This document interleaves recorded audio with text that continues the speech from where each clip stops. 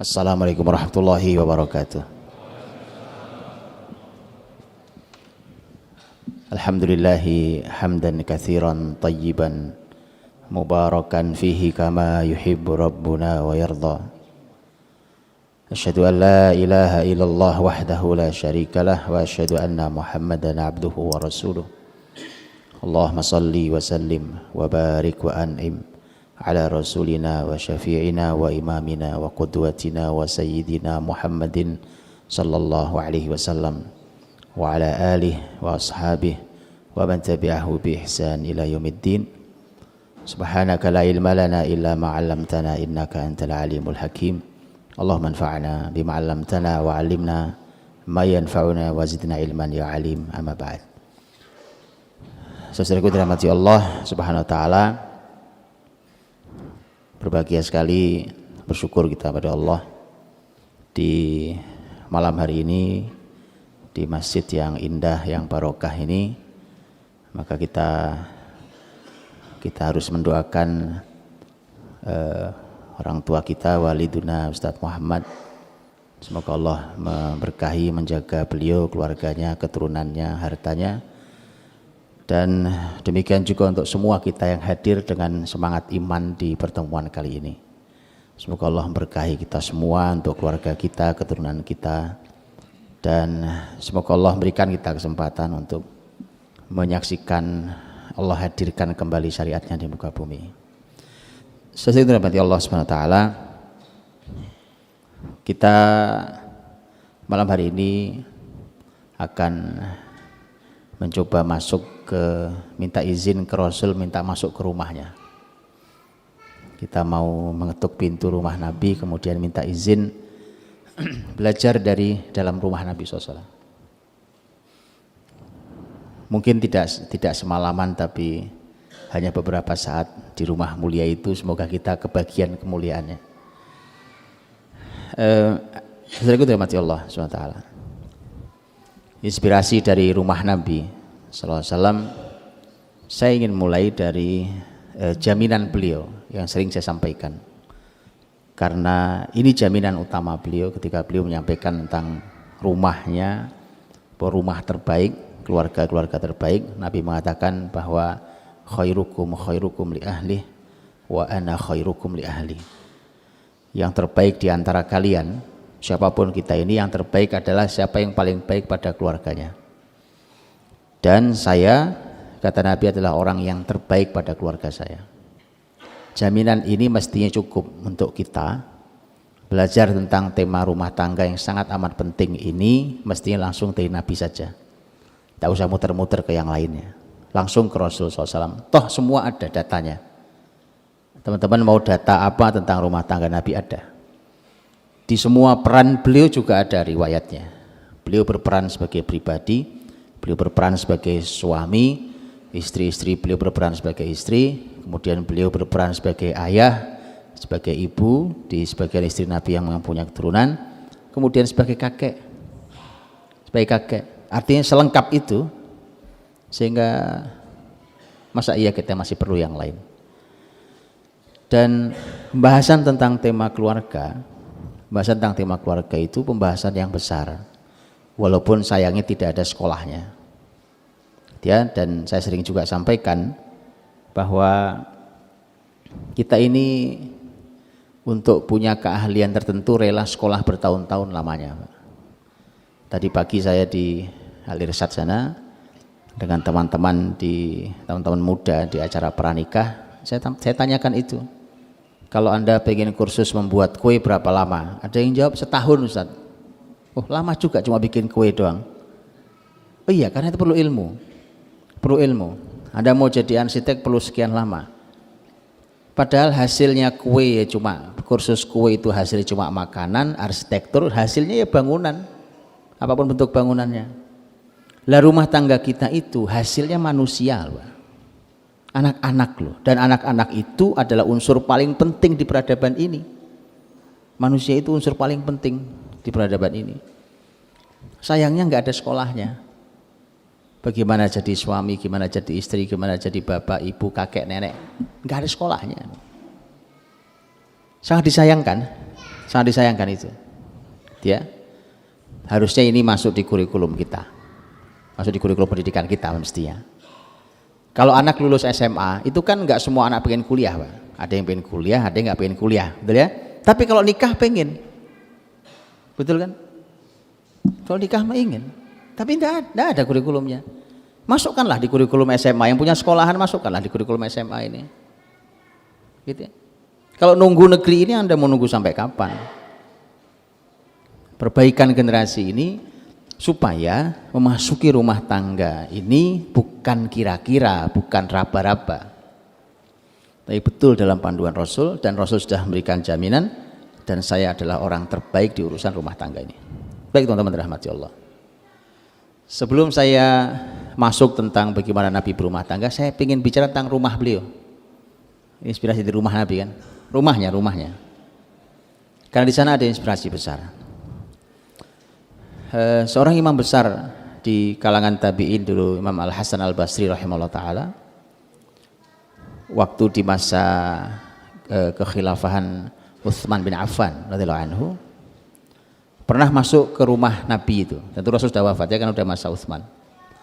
Begitu masuk ke rumah Nabi itu, beliau masuk, kemudian masuk ke dalam itu, tangannya Al-Hasan Al-Basri itu dinaikkan ke atas itu. Ternyata dengan berdiri dan tangan dinaikkan itu bisa megang bagian atasnya. Jadi sesederhana itu rumah Nabi SAW. Kemudian beliau di usulannya, saya berharap rumah Nabi ini tidak direnovasi, biarkan begini agar semua umatnya tahu inilah nabinya. Jadi teman-teman dirahmati Allah, dan rumah Nabi SAW itu memiliki inspirasi yang mahal. Waktu Nabi masuk ke Madinah pertama kali itu, kan kita tahu kan, dari mulai Masjid Quba yang beliau bangun pertama, kemudian beliau bergerak sampai ketemu Masjid Jumat yang sekarang Masjid Jumat, itu lembah dulunya, dan Nabi sholat Jumat pertama di situ.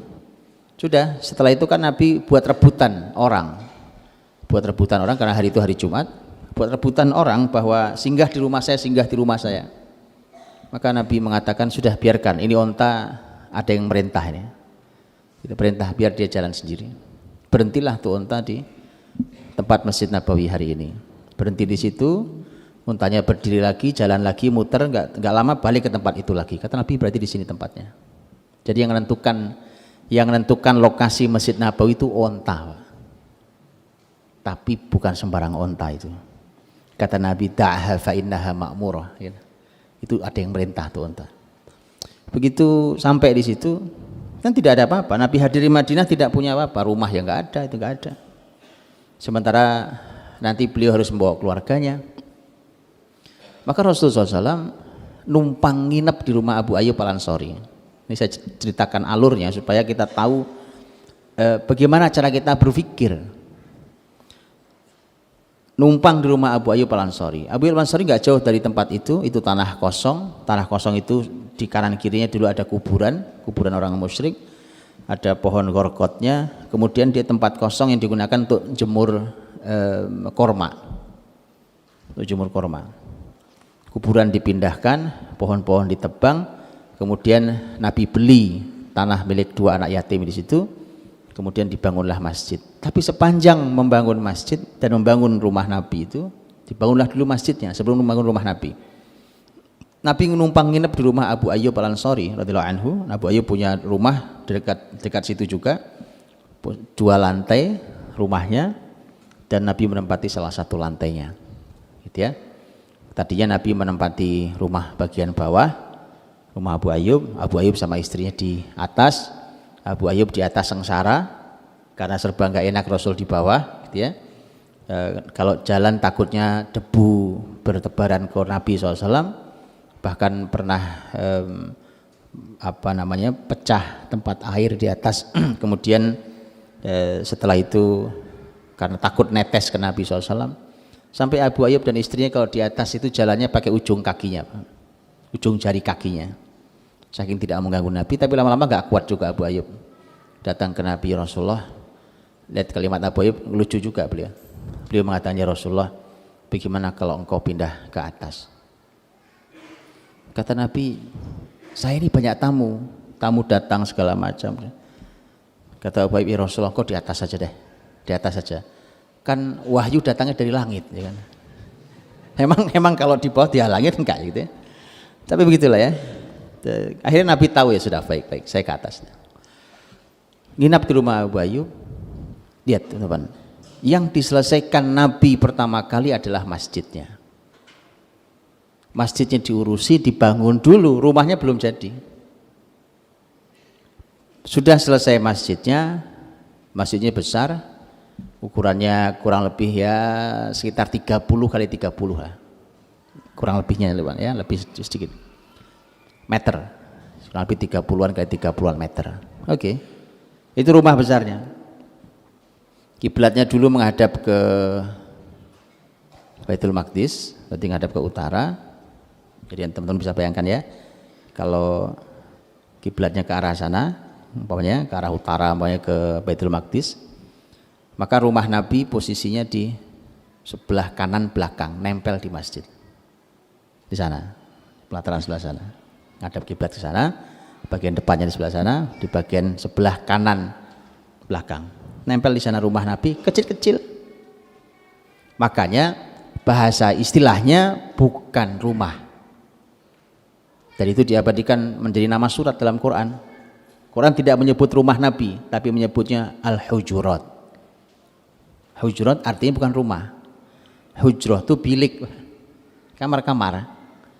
Kita ini kamarnya Aisyah, di sebelahnya kamarnya Hafsah, sebelah depannya, sebelah sini ada Sauda, begitu seterusnya. Terus dia bertumbuh sesuai dengan jumlah istrinya.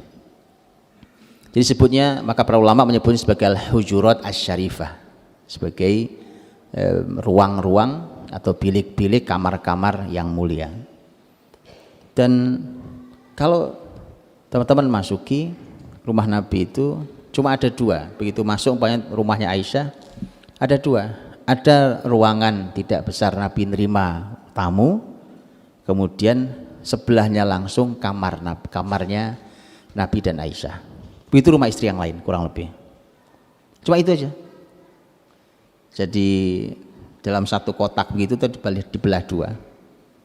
Di situ Nabi terima tamu, begitu masuk itu tentu dikasih sekat penghalangnya, kemudian masuk ke kamar tempat beliau istirahat tidur.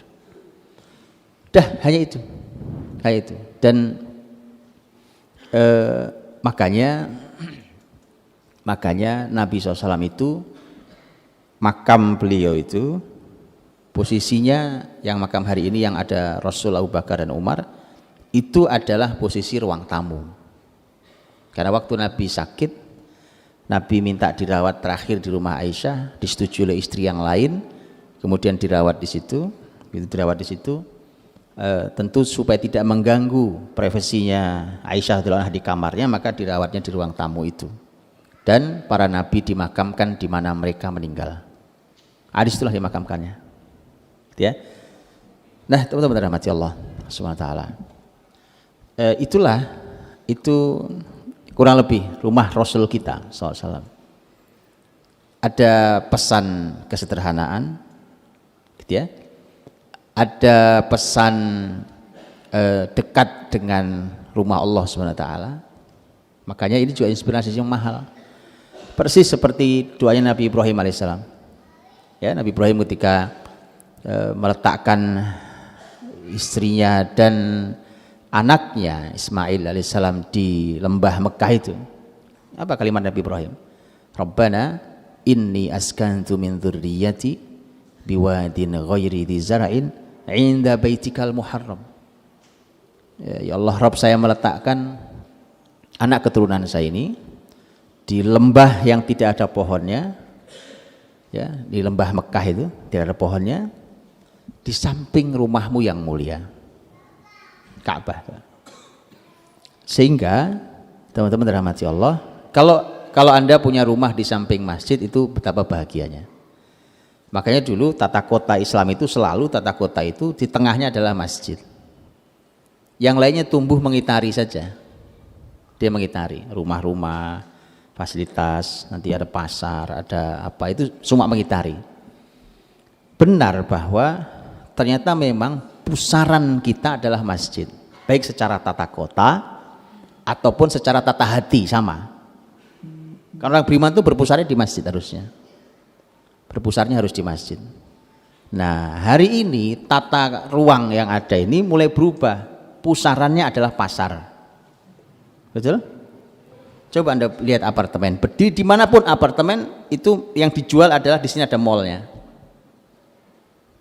Padahal kita semua tahu Nabi SAW menyampaikan tentang khairu biqa'il ard al-masajid wa syarru biqa'ihal aswaq. Ya kan?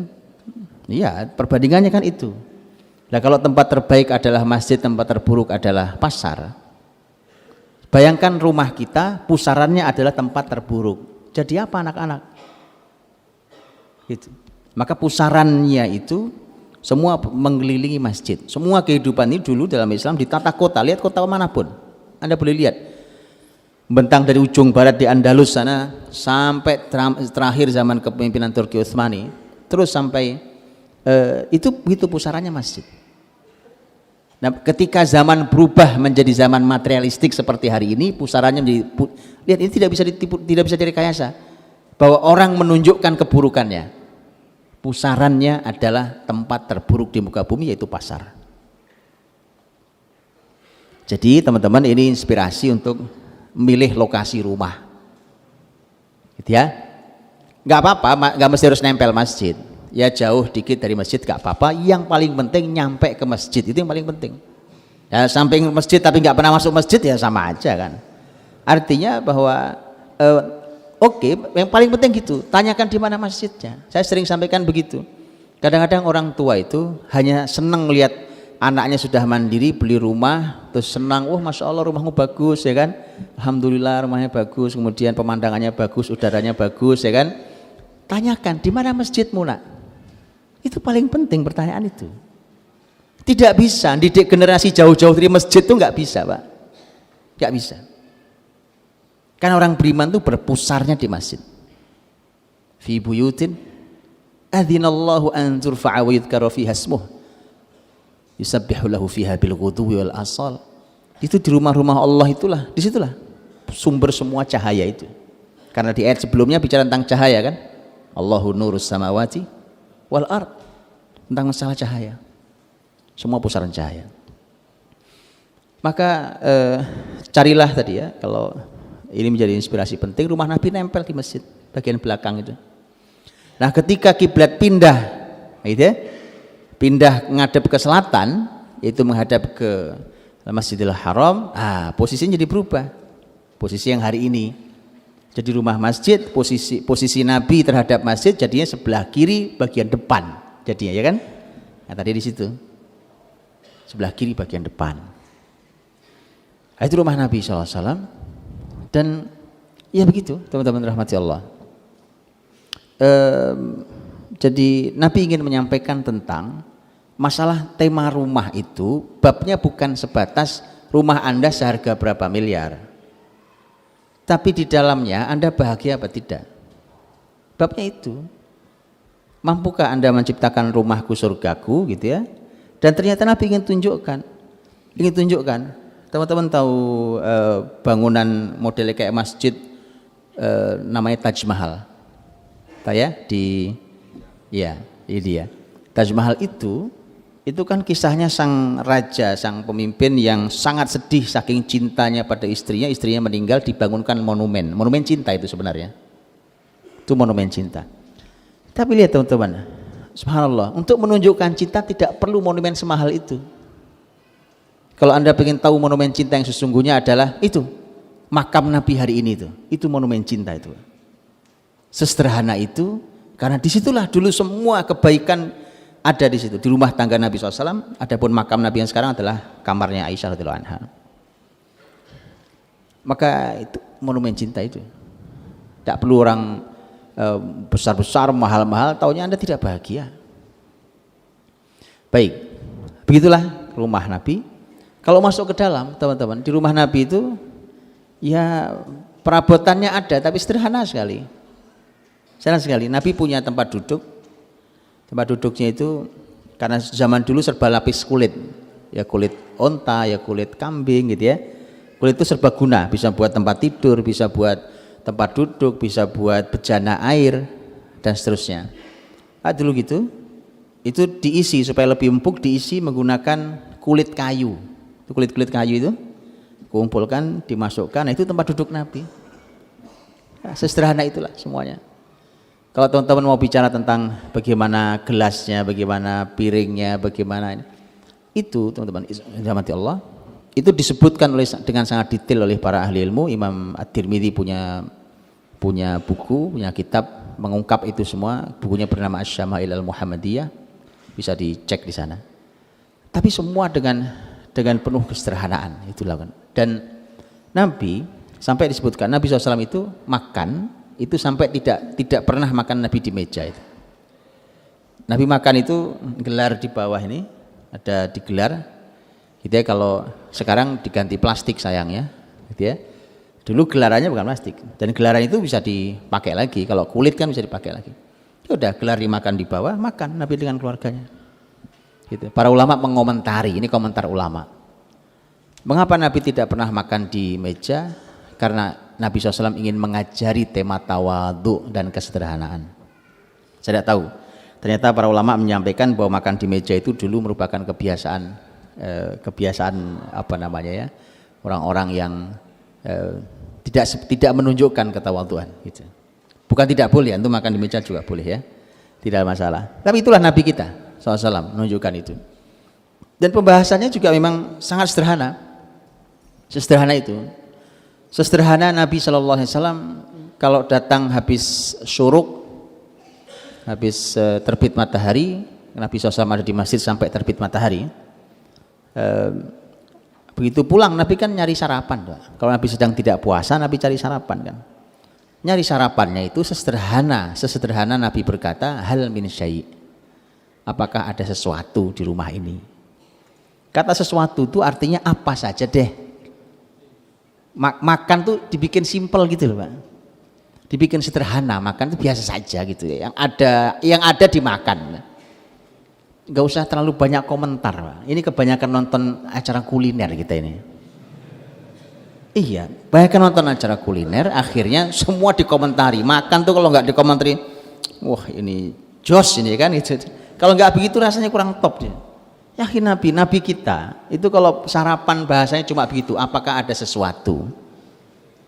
Cuma cukup sesuatu. Ya. Nah, sesuatu saja. Ada alhamdulillah dimakan, tidak ada yang kata Nabi kalau gitu saya puasa sunnah, ya. Sekali waktu berbeda, Nabi lagi ingin puasa, tapi ternyata Aisyah mengatakan, ya Rasulullah, kemarin ada yang menghadiahkan ke kita makanan kesukaanmu, aku simpan untukmu, yaitu his.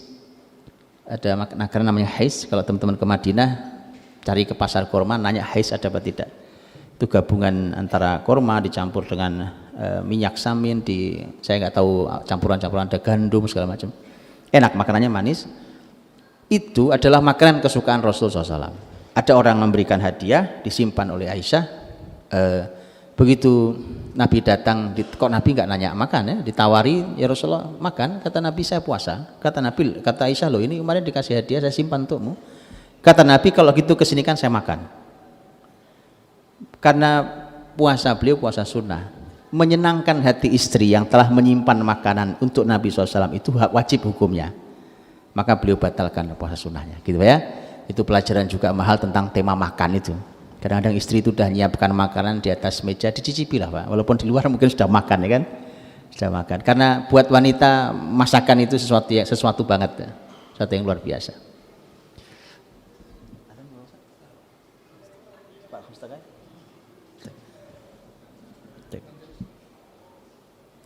Baik, teman-teman rahmati Allah SWT. Jadi kesederhanaan itu justru menjadi potret yang paling terlihat di rumah tangga Nabi SAW. Jadi jauh dari kata mubadir, sama sekali jauh. Maka hati-hati rumah tangga sampai terjerat dalam tema mubadir. Karena kalau sudah mubadir itu kita ini akan menjadi ikhwan setan kan. Wala tubadir tabdzira. Innal mubadzirina kanu ikhwana syayatin wa kana syaitanu lirabbih kafura. Jadi itu kalau sudah kita akrab dengan setan, rumah tangga kita mau jadi apa rumah tangga itu? Maka jauhi itu. Dan kata mubadzir itu memang setiap kita beda-beda, Pak. Beda-beda karena bisa jadi seseorang punya kebutuhan untuk membeli sesuatu yang harganya mungkin lebih mahal dari yang kita miliki. Karena memang punya kebutuhannya dan memang dia punya uangnya. Tidak ada masalah. Makanya masing-masing yang jujur sama Allah kalau membeli sesuatu apakah ini manfaat apa tidak manfaat. Itu menjadi kejujuran. Itu sudah waktu adzan, soal adzan. Baik, jazakumullah khair. Hadirin dirahmati Allah.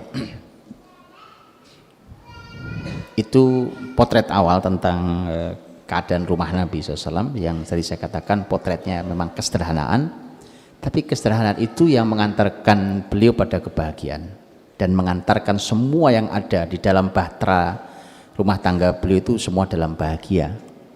Makanya apapun masalahnya, apapun kemarahannya, ya kan, karena para istri itu juga marah ke Nabi loh. Kadang-kadang teman-teman kalau teman-teman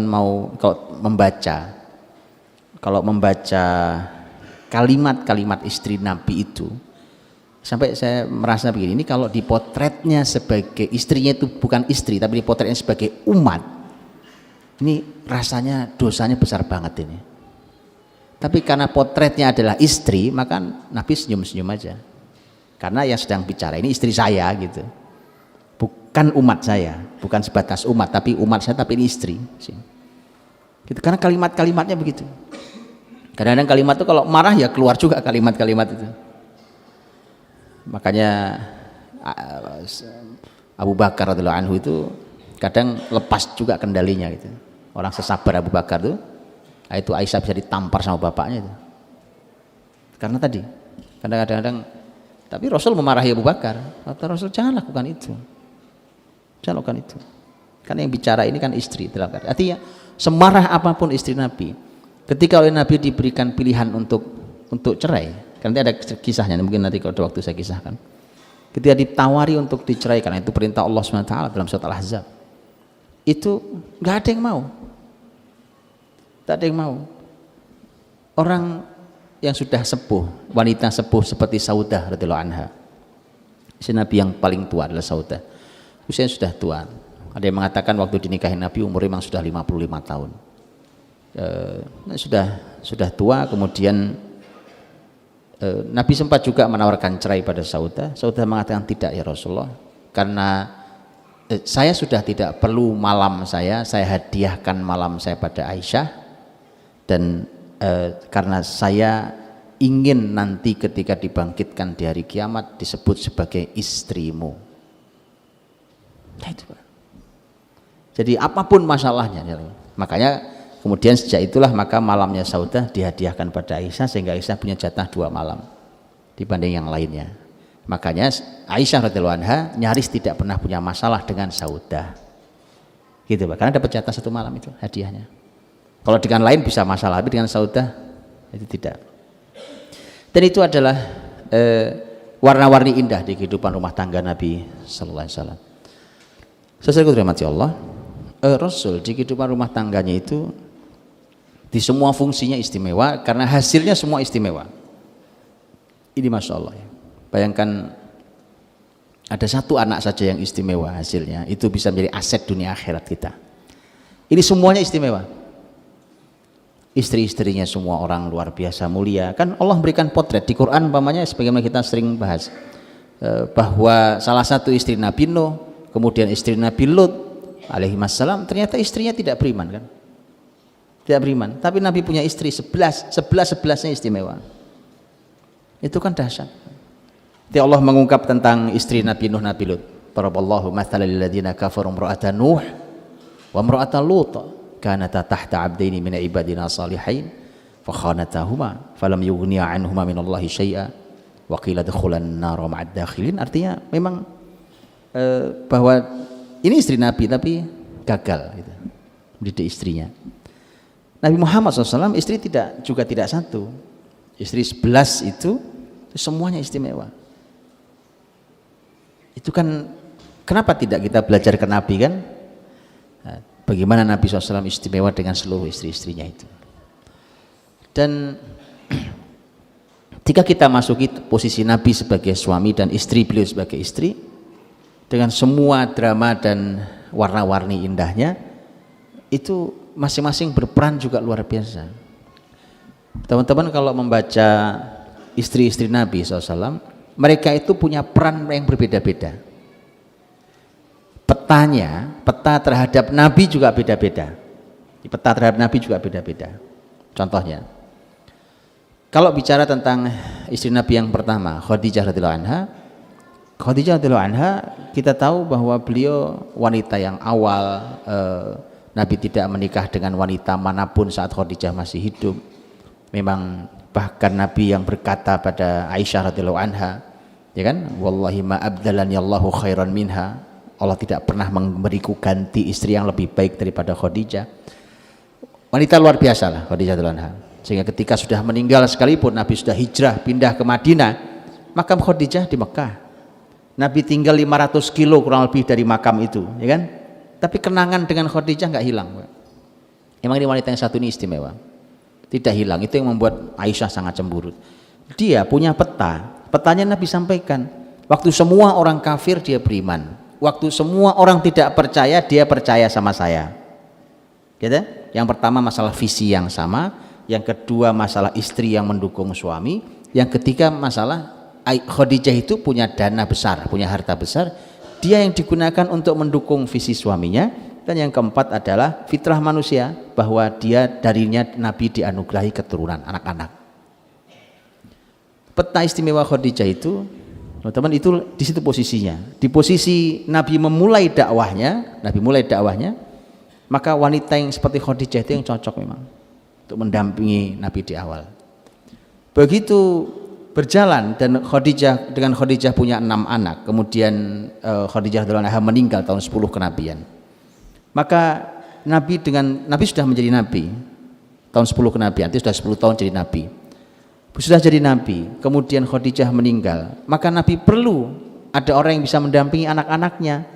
Makanya begitu ditawarkan menikah dengan Saudah, wanita yang sudah tua, tapi Saudah punya wanita yang baik dan punya pengalaman sebagai orang tua bersama anak-anak. Masuklah Saudah di rumah tangga Nabi.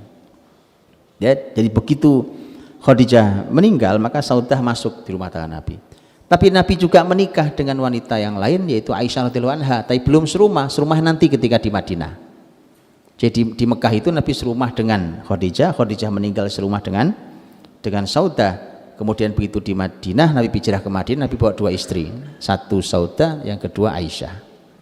Baru serumah dengan Aisyah bulan Syawal tahun 1 Hijriah, dan begitu masuk ke rumah tangga Nabi SAW, maka Aisyah punya peta yang lain. Wanita masih gadis, muda, cerdas sekali, cerdasnya di atas rata-rata.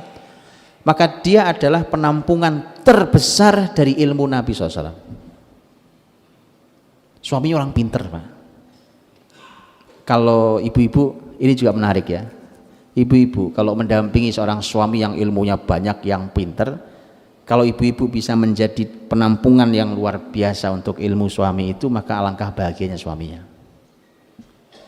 Kan itu bagian dari bahagia seorang suami yang posisinya sebagai seorang ilmuwan besar seperti Nabi SAW. Maka Aisyah itu menjadi ilmuwan besar itu, dan karenanya Nabi itu kalau ngajar di Masjid Nabawi, teman-teman, Nabi kan duduknya di Raudhah itu ya. Di Raudhah itu punggung Nabi sandarkan di dinding rumah Aisyah, di kamar Aisyah. Karena Aisyah, kan teman-teman kalau lihat riwayat tentang Nabi waktu i'tikaf, terus Nabi cuma memasukkan kepalanya ke kamar Aisyah, disisiri oleh Aisyah dari dalam rambutnya gitu ya. Itu karena memang ini dinding masjid, ini masjidnya, ini langsung pintu jendela gitu ya, jendela kamarnya Aisyah. Rasul kalau ngajar itu posisinya tidak posisi membelakangi kiblat. Kalau saya sekarang ini kan membelakangi kiblat, kita kiblatnya ke sana, saya membelakangi kiblat. Tidak. Kalau Nabi sholatnya kiblat ke sana, posisi rumah Aisyah di sebelah sana, punggung Nabi nempel di sana, ngadepnya ke sana. Itu ngajar para sahabat. Para ahli ilmu mengatakan, kenapa Nabi nggak di sini saja kan ngajar ini kan? Biasanya kalau kita kan ngajar di sini kan, Pak. Nabi malah kenapa ke situ? Para ulama mengatakan bisa jadi salah satu tujuannya adalah agar suara yang Nabi sampaikan, ilmu Nabi sampaikan itu masuk ke kamar Aisyah. Maka tidak aneh kalau Aisyah menjadi wanita sumber utama ilmu di kalangan para kaum wanita. Bahkan kelak menjadi guru besarnya. Begitulah rumah tangga Nabi, teman-teman. Jadi memang ada pusaran ilmu, dan itu juga pelajaran mahal bahwa yang namanya suami itu ya memang harus jadi sumber ilmu istrinya. Jadi para suami yang belum jadi sumber ilmu istrinya ya segera belajar yang cepat belajarnya, agak ngebut belajarnya gitu. Istri Anda mau belajar sama siapa? Belajar sama ustadz. Dulu literatur Islam dulu itu, umpamanya Umar bin Khattab radhiyallahu anhu, Aisyah radhiyallahu anha. Umar itu pernah kirim surat untuk masyarakat Kufah, kirim surat. Suratnya adalah alimu nisaakum suratan nur. Ajarkan pada istri-istri kalian surat An-Nur. Perintah ke siapa? Perintah ke para suami. Berarti suaminya ngerti tafsir surat An-Nur. Surat An-Nur begitu pulang ke rumah suaminya ngajarin istrinya masing-masing. Kan gitu kan? Kita ini surat An-Nur juga nggak ngerti sebelah mana kadang-kadang. Apalagi tafsirnya. Gitu. Ini masalah kualitas zaman. Yuk kita ubah gitu loh. Bahwa suami itu memang literaturnya istri. Harus begitu. Sumber ilmunya istri itu suami itu. Jadi mari Pak, harus begitu. Itu dulu perintah massal di kota. Di kota itu gitu perintah. Khalifah tinggal ngasih perintah, ajari istri kalian surat An-Nur, kirim surat itu ke Kufah. Perintah dari khalifah. Enak dia. Kalau punya masyarakat gitu enak banget jadi pemimpin, Pak. Enak banget tinggal perintah gitu jalan, masyarakatnya perintah jalan dong, enak mereka tahu ilmunya. Sekarang kasih instruksi bingung masyarakat ini ngapa maksudnya nih kita. Sehingga teman-teman dirahmati Allah, maka ayo di para suami ini jadi literatur istrinya.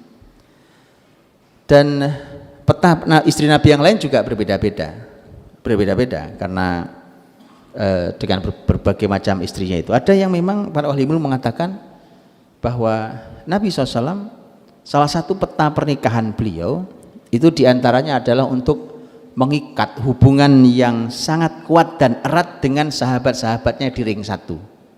Itu juga peta juga. Bukankah Khulafaur Rasyidin itu dua mertua, dua menantu? Itu.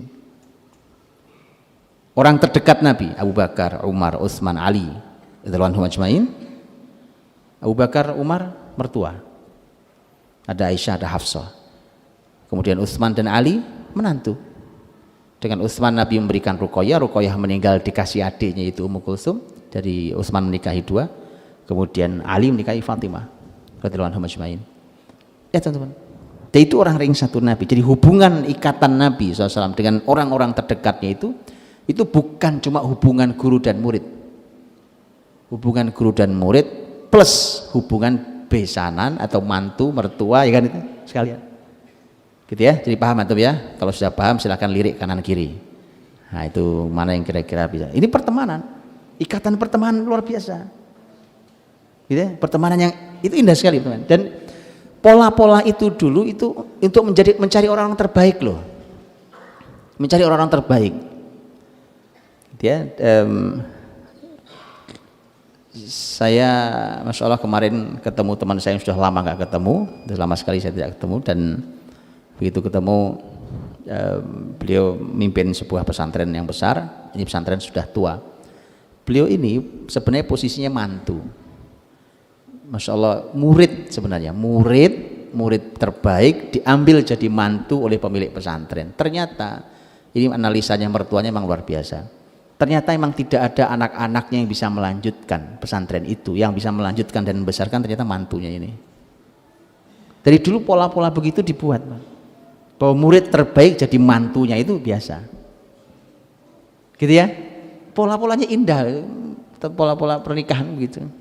Ya, bahkan bisa jadi dulu kalau murid terbaik itu maharnya saja menjelaskan kitab gurunya. Ya, Imam Al-Ghazali, teman-teman kalau ada kitab namanya kitab Bada'i' Shana'i'. Bada'i' Shana'i' itu adalah buku beberapa jilid itu fikih dalam madhab Hanafi. penulisnya Imam Al-Kasani, imam besar. Disebutkan oleh para ahli ilmu itu buku itu ditulis oleh Imam Al-Kasani sebagai mahar untuk menikahi putri gurunya. Gitu ya. Jadi antum cari nanti para ahli ilmu itu antum tanya, Ustadz punya kitab apa biar saya jelaskan kitabnya gitu ya. Sebagai mahar nanti. Subhanallah teman-teman, begitulah. Jadi artinya pernikahan Nabi itu memang punya peta teman-teman. Petanya luar biasa. Sekaligus bahwa istri-istri Nabi itu adalah teladan untuk cermin untuk setiap muslimah. Karena tentu kita beda-beda, gitu ya? Muslimah beda-beda. Muslimah ini beda-beda sehingga dia punya cermin, potret cerminnya banyak. Ada orang yang mungkin miripnya Khadijah, ada yang mungkin miripnya Aisyah, ada orang miripnya Hafsah, ada orang saya mirip Saudah, ada orang miripnya umpamanya dengan Zainab binti Jahsh atau Zainab binti Khuzaimah. Itu beda-beda. Yang pasti siapapun mereka semua ahli surga, semua orang mulia, punya potret yang beda-beda. Berperanlah seperti Ummahatul Mukminin berperan. Mereka punya peran-peran yang luar biasa. Umpamanya saya kasih contoh, istri Nabi yang sampai dapat gelar sebutan, gitu ya, yaitu Zainab binti Khuzaimah radhiyallahu anha. Itu sebutannya adalah Ummul Masakin, ibunya orang-orang miskin. Ini karakter perempuan yang sangat dekat dengan orang-orang miskin. Jadi tipe karakternya karakter wanita sosial sekali, bukan sosialita ya. Beda-beda ya, bukan sosialita maksud saya. Wanita yang punya jiwa sosial yang sangat tinggi. Itu dekat sekali dengan orang-orang lemah, orang-orang miskin. Sampai jadi istri Nabi itu ada yang sebutannya memang ibunya orang-orang miskin. Itu Zainab binti Khuzaimah. Kalau Zainab binti Jahsh itu adalah jenis wanita yang tangannya sangat terampil. Tangannya itu terampil dan menghasilkan uang tangannya itu. Itu Zainab binti Jahsh radhiyallahu anha. Sampai Aisyah sendiri yang mengatakan, kata Aisyah radhiyallahu anha, Aisyah sama Zainab itu ada di kubu yang berbeda gitu ya. Nabi itu istrinya berkubu-kubu, Pak. Ada 2 kubu besar. Nah, itu hadis sahih. Hadis sahih. Pokoknya rumah tangga Nabi itu indah, Pak. Ada 2 kubu besar. Satu kubu dipimpin oleh Aisyah radhiyallahu anha, satu kubu dipimpin oleh Ummu Salamah radhiyallahu anha. Nah, itu. Di belakangnya ada pasukannya, tim ya kan. Walaupun nanti sesama pasukan juga punya masalah gitu. Tapi indah sekali. Betulan, betul. Zainab binti Jahsh itu, tapi Aisyah fair. Aisyah mengatakan bahwa kelebihannya Zainab binti Jahsh radhiyallahu anha adalah dia wanita yang tangannya sangat terampil, dari situ dia menghasilkan uang dan dari situ dia bisa bersedekah dengan uangnya sendiri. Itu pujiannya. Maka ada kan jenis wanita yang tangannya terampil, Pak. Nah, Zainab binti Jahsh tangannya terampil, apa saja. Beliau itu punya bisnis parfum, Zainab binti Jahsh. Beliau punya keahlian di dalam tema kulit itu, untuk menyamak kulit itu, ada tiba gitu, dan seterusnya. Jadi perannya beda-beda, potretnya. Perannya memang sangat berbeda-beda dan ini artinya hadirin rahmati Allah bahwa para nabi dan para istrinya ini memang hidup semuanya dalam visi yang besar. Saya ingin sampaikan ada kalimat bagus dari seorang pakar psikologi dari Riyadh, Pak. Namanya Profesor Dr. Thoriq Al-Habib. Masih hidup orangnya, masih cukup muda. Beliau membahas ilmu psikologi tapi beliau punya kedekatan dengan ilmu Islam itu kuat sekali. Profesor Dr. Thoriq Al-Habib, beliau mengatakan suatu hari saya ke Madinah. Beliau tinggal di Riyadh, saya ke Madinah. Saya renungi di samping rumah Nabi itu. Mengapa ya Nabi istrinya banyak? Itu saya renungi. Beliau sebagai seorang pakar psikologi kan tahu persis tentang namanya ahli psikologi, Pak. Jadi punya gimana ya rasanya itu. Tapi beliau ingin renungi kenapa Nabi istrinya banyak. Kemudian beliau katakan, sampailah saya pada sebuah hikmah yang besar.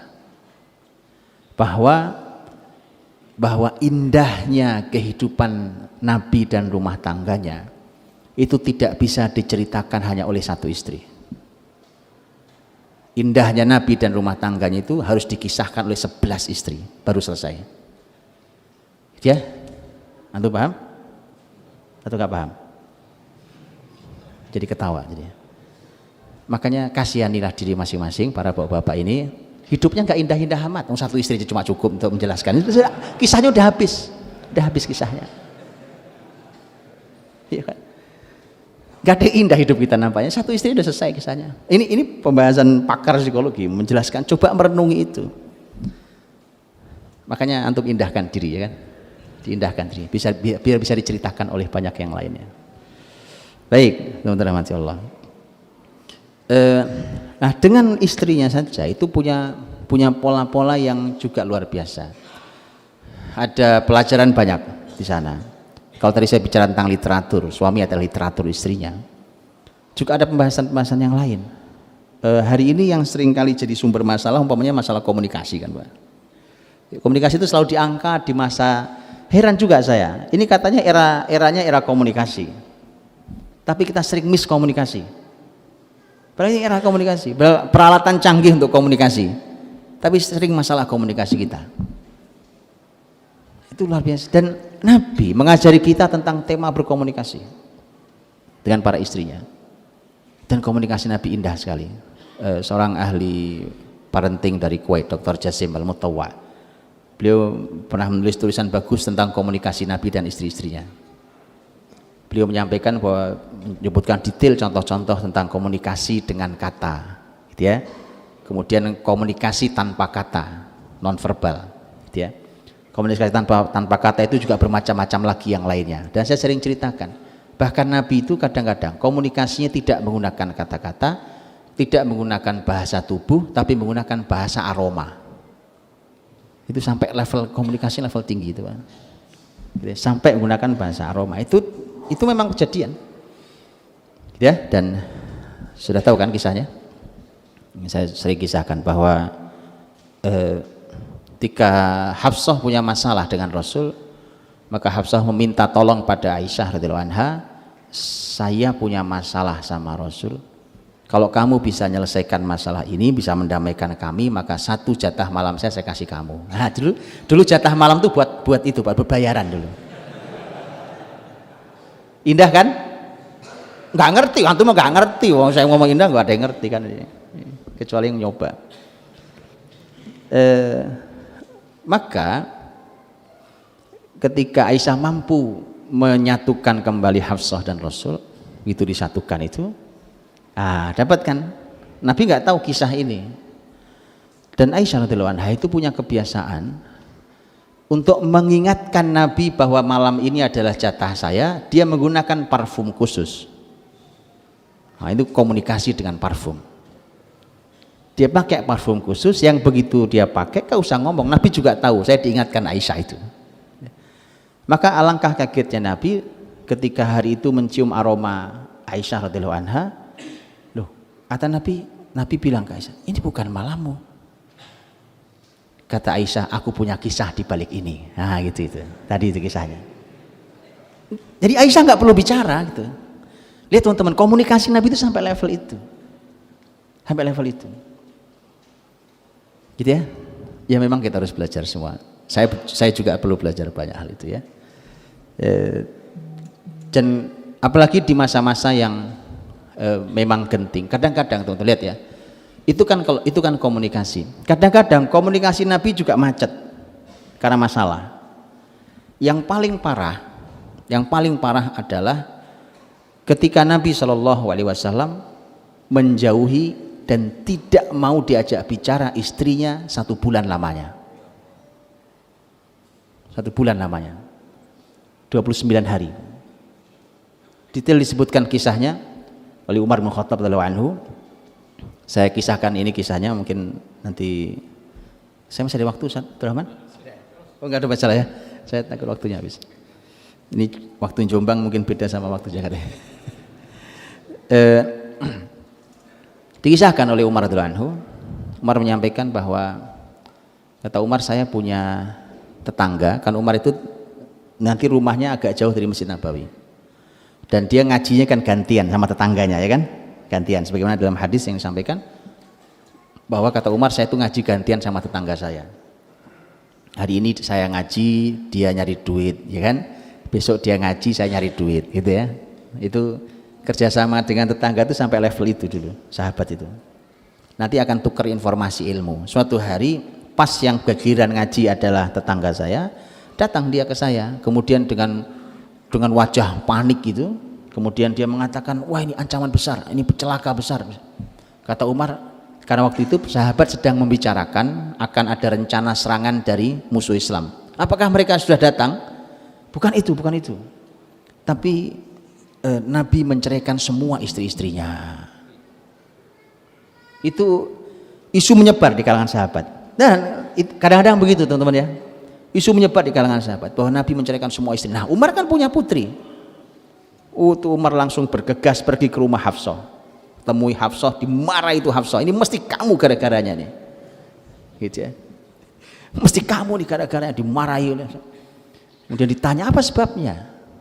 Apa kamu diceraikan Nabi betul? Jawaban Hafsah, saya tidak tahu. Istri memang tidak tahu. Tapi bahwa Nabi tidak mau bicara iya dengan kami. Maka kemudian Umar mencari Nabi di mana adanya. Nabi itu menyendiri, Pak, tidak mau ditemui oleh siapapun istrinya. Istri sekian banyak itu tidak ada satupun yang diizinkan menemui Nabi. Nabi menyendiri di sebuah tempat yang kecil, menyendiri di tempat itu. Kemudian tempat itu dijaga oleh seseorang, jadi tidak boleh semua orang menemui beliau. Kemudian Umar minta izin ke penjaganya, tolong sampaikan Umar ingin ketemu, apakah diizinkan? Gitu ya. Dan singkat kata diizinkan. Rasul Umar datang, dilihat wajah Nabi sangat sedih. Kata Umar, saya lihat Nabi wajahnya sangat sedih.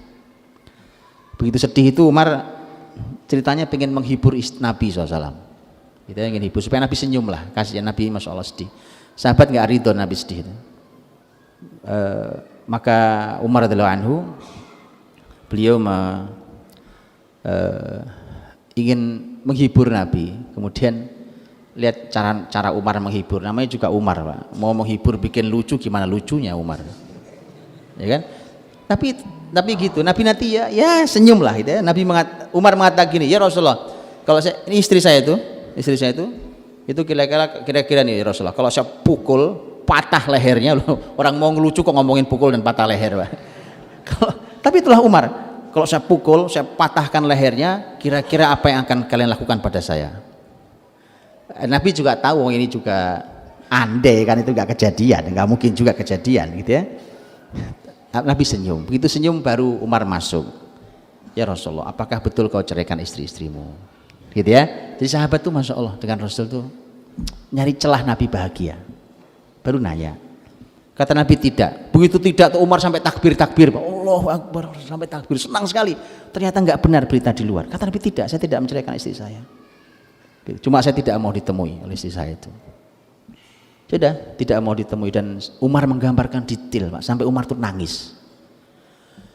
Umar mengatakan bahwa tempat yang sempit itu, kemudian kata Umar, saya melihat ada satu rak, ada satu tempat itu makanan.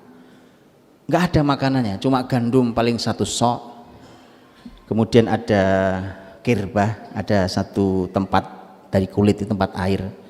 Tapi tempat airnya sudah kering, karena sudah lama nggak ada airnya kan, itu kan kulit, Pak. Kalau nggak kena air kan nggak basah dia, jadi sudah kering, dia keras dia, karena sudah lama nggak ada airnya. Tidak ada apa-apa di situ.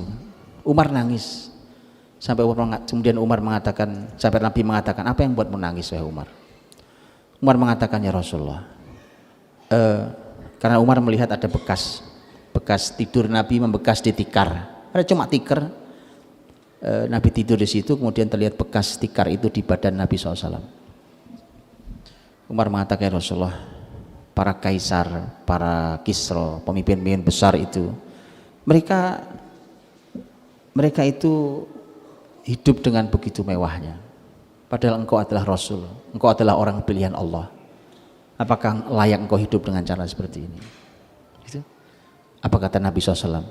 Nabi mengatakan, wahai Umar, tidakkah kamu ridho mereka dapat dunia dan kita dapat akhirat?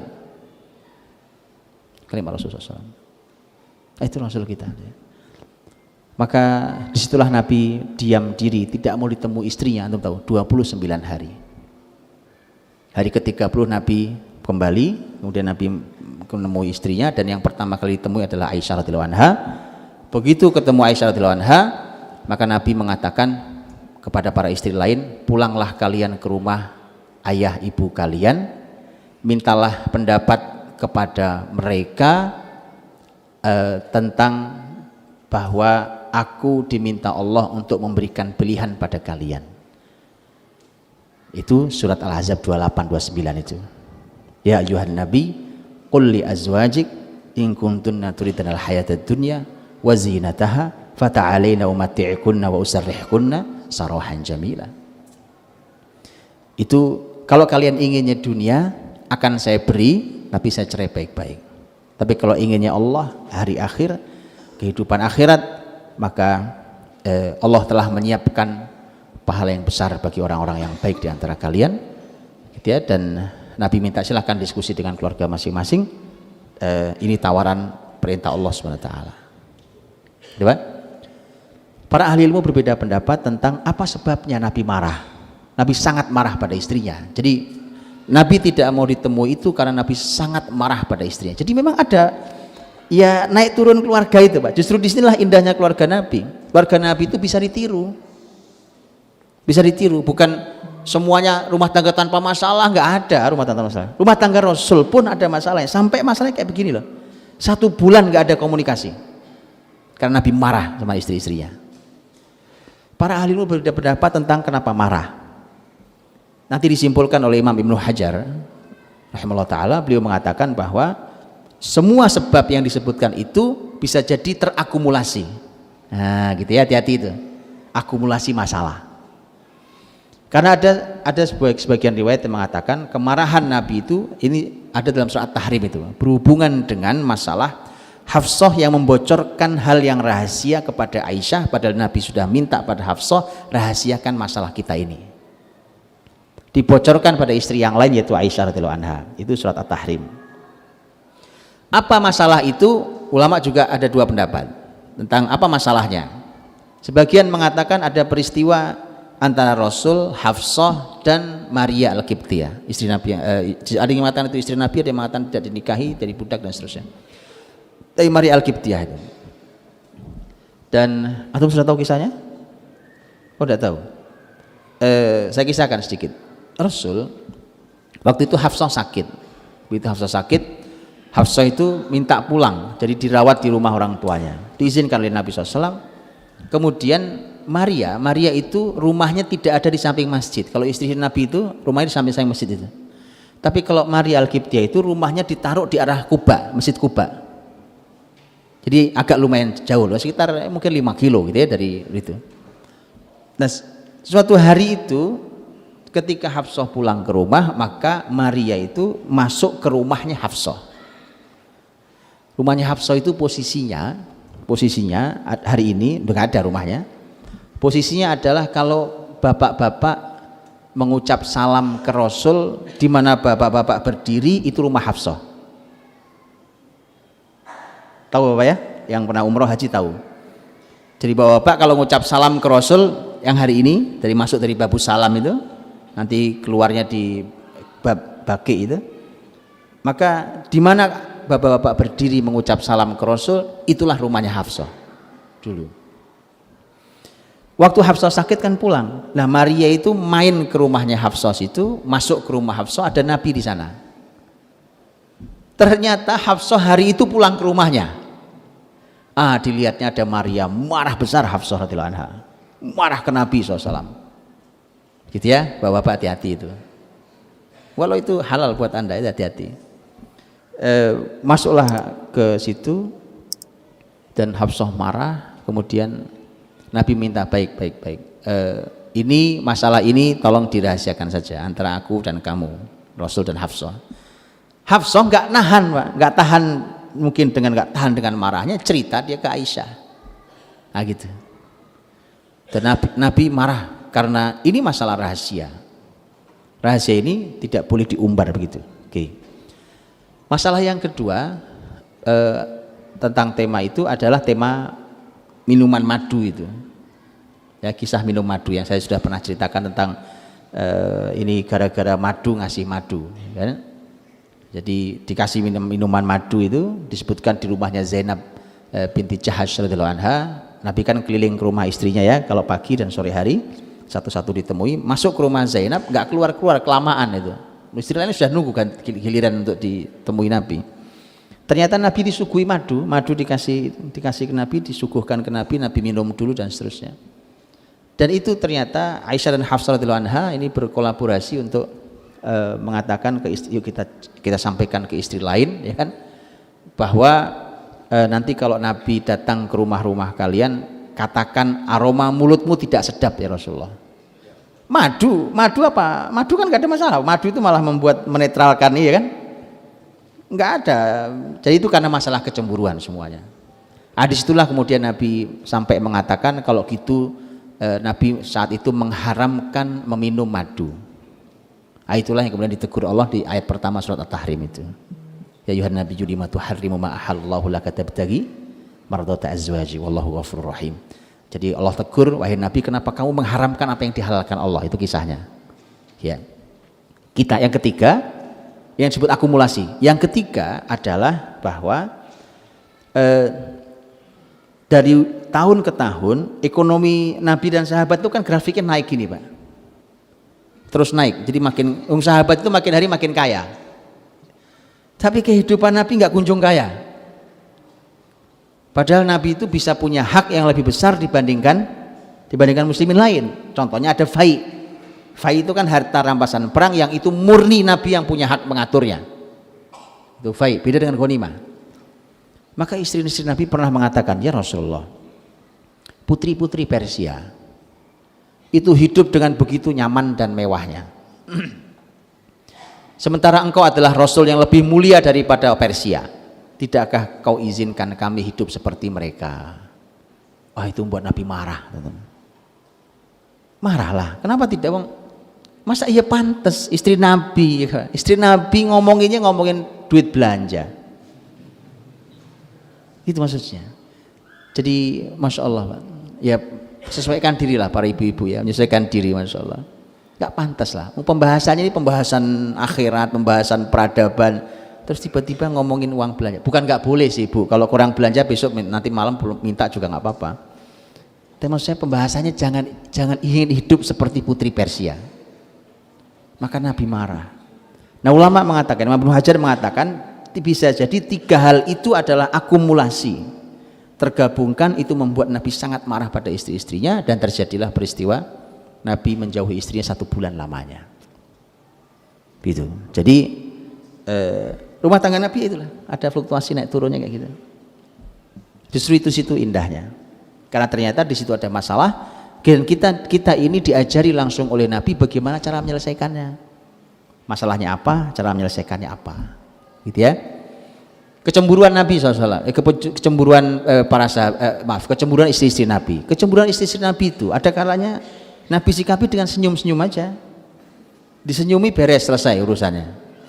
Lagi cemburu, ya cemburu. Bahkan ketika sahabat pun tahu bahwa istri Nabi lagi cemburu, simpen. Nabi cuma mengatakan gharat ummukum, ibu kalian lagi cemburu. Simple gitu ya.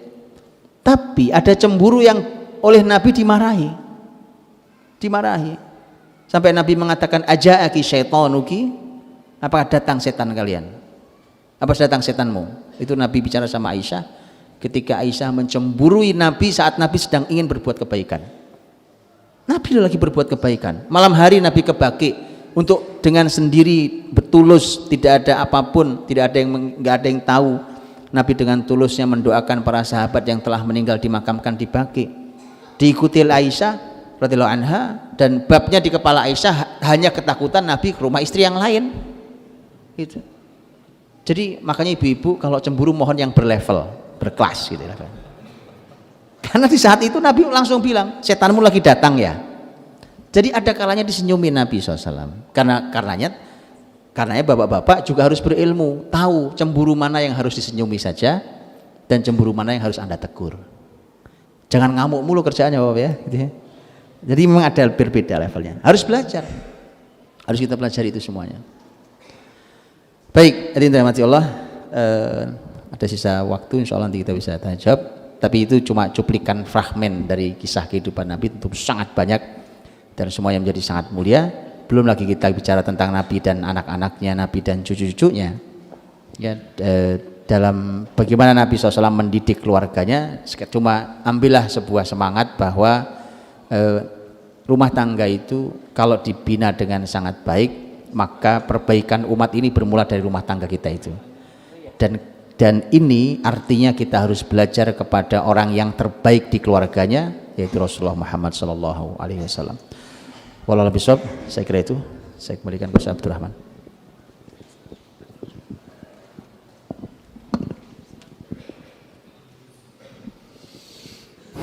Masya Allah. Sedikit kita dapat gambaran mengenai bagaimana bentuk keluarga rumah Nabi Sallallahu Alaihi Wasallam. Mungkin dari bapak-bapak atau ibu-ibu ada yang kurang jelas. Saya beri kesempatan untuk bertanya. Silakan. Ada yang silakan Mbak.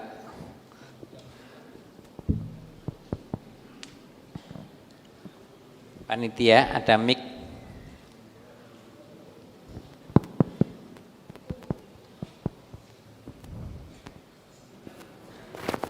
Cek.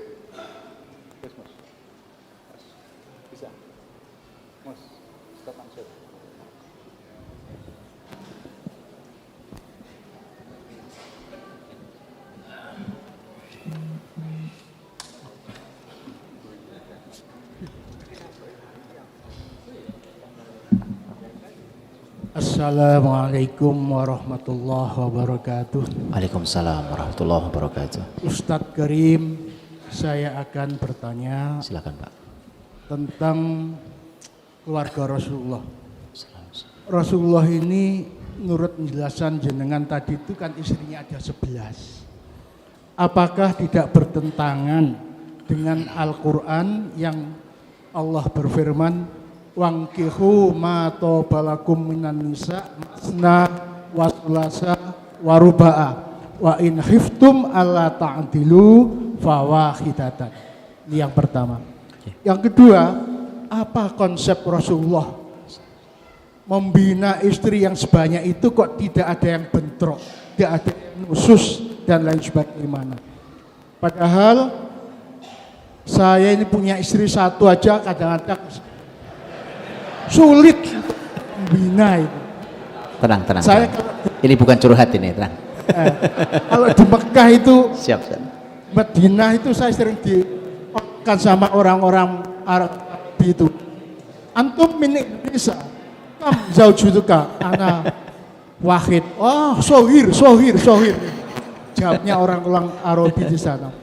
Iya. Yang selanjutnya Ustadz Karim, saya akan minta penjelasan tentang Rasulullah bersama Aisyah. Kalau ada giliran pernah berkata begini Aisyah, ma ra'aitu minni wa ma ra'aitu minhu. Ini ucapan Aisyah suatu saat dapat giliran dari Rasulullah. Sekian, wassalamualaikum warahmatullahi wabarakatuh. Baik Pak. Yang pertama, apakah tidak bertentangan? Tidak, karena ada beberapa hal yang oleh para ahli ilmu Islam disebut sebagai khosoisnya Rasul SAW. Dia hal-hal yang khusus bagi Rasul SAW.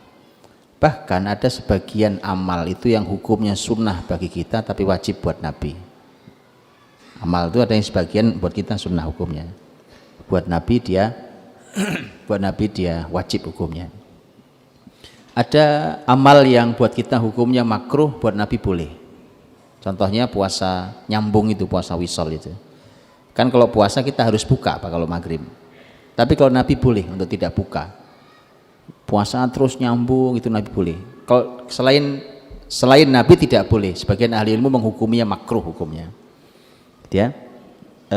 Jadi memang ada hal-hal yang khusus buat Nabi, termasuk diantaranya adalah menikahi lebih dari 4. Itu khusus buat Nabi SAW. Untuk umatnya maksimal 4. Makanya itulah yang dilakukan oleh para sahabat Nabi dulu. Para sahabat Nabi dulu, ya istrinya maksimal 4. Bahwa nanti di total lebih dari 4 itu ya biasa juga. Ya, tetapi ketika satu kali jalan dia maksimal hanya 4. Bahwa nanti mungkin ada yang meninggal atau ada yang cerai, kemudian diganti yang lain dan seterusnya. Itu yang pertama. Yang kedua, apa resepnya? Memang tadi teman-teman, sebagai suami ini memang ilmunya harus lapang. Kalau ilmunya lapang tuh insya Allah hatinya juga lapang. Karena dia tahu strategi itu nggak cuma satu poin, Pak. Dia banyak jalan dia tahu, karena ilmunya banyak. Itulah salah satu cara Nabi untuk melapangkan itu. Karena kalau gampang sumpek, Pak, kan ada masalah dikit sumpek, masalah dikit sumpek, nah itu lama-lama pergi juga tuh suami kan. Padahal istri cuma satu. Tapi kalau kita punya ilmu yang lapang, maka akan banyak sekali jalan yang bisa kita tempuh. Antar istri Nabi terjadi bentrok, iya kayak tadi itu, Pak. Bentroknya tadi saling marah antar mereka. Kadang-kadang memposisikan Nabi di posisi yang kadang-kadang Nabi juga sulit posisinya gitu. Tapi tadi bahwa ada hal-hal yang memang disikapi dengan senyum, kadang-kadang ada hal-hal yang oleh Nabi SAW disikapi dengan cara yang biasa saja dan seterusnya. Ya, jadi ini semua berawal dari ilmu tadi itu. Dan apalagi kalau penyebab kemarahan istri Nabi itu biasanya babnya adalah cemburu. Waktu Ummu Salamah mau dinikahi oleh Nabi, Ummu Salamah kan keluhannya itu, Pak. Keluhannya adalah ya Rasulullah, saya ini wanita dengan beberapa masalah. Di antara masalahnya adalah saya ini wanita pencemburu berat.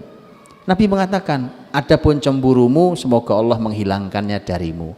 Menghilangkan itu bukan berarti Ummu Salamah tidak punya cemburu. Tetap punya cemburu, tetapi cemburu yang negatif yang hilang. Nah itu. Jadi kan cemburu itu ada yang positif dan negatif. Nah, yang negatifnya yang hilang. Gitu, Pak. Adapun yang ketiga saya tidak tahu, Pak. Saya baru dengar kalimat tadi itu.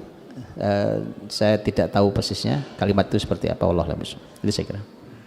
Kalau saya boleh menyempurnakan apa yang ditanyakan Bapak tadi, apakah Rasulullah SAW itu setiap menikahi istri-istrinya ini, apakah ada perintah dari Allah untuk menikahi perempuan itu atau dari Rasulullah sendiri? Baik, ini sih bukan menyempurnakan, Ustaz. Ini Ustaz Abdurrahman iseng sendirian ini. Tapi sudah nggak ada wahyu turun saat ini, jadi antum nggak perlu nunggu wahyu, nggak ada wahyu turun. Rasul SAW menikah itu tidak mesti harus dari wahyu. Bahkan setahu saya yang berdasarkan wahyu itu lebih sedikit dibandingkan yang tanpa wahyu. Yang berdasarkan wahyu umpamanya Aisyah radhiyallahu anha. Karena Aisyah radhiyallahu anha itu sebelum dinikahi Nabi atau Nabi SAW pernah dihadiri oleh Jibril, kedatangan Jibril alaihissalam. Kemudian Jibril membawa kain sutra, gitu ya, dan di situ ada wajahnya Aisyah radhiyallahu anha. Kemudian Jibril mengatakan ini istrimu dunia dan akhirat. Oke. Atau kisahnya Zainab binti Jahash radhiyallahu anha dalam surat Al-Ahzab 37 itu kebanggaannya Zainab binti Jahash. Jadi para istri Nabi itu, ini hebatnya teman-teman ya, hebatnya. Istri Nabi itu kalau lagi kumpul, kalau lagi ngobrol sesama mereka, ya kan, mereka itu bisa selalu punya kata untuk membanggakan dirinya di atas yang lainnya. Zainab binti Jahash itu membanggakan selalu dengan kalimat begini, iyalah kalian semua ini istri Nabi yang lain selain saya, kan yang menikahkan kan bapak-bapak kalian. Saya ini yang menikahkan Allah langsung. Al-Ahzab 37 itu.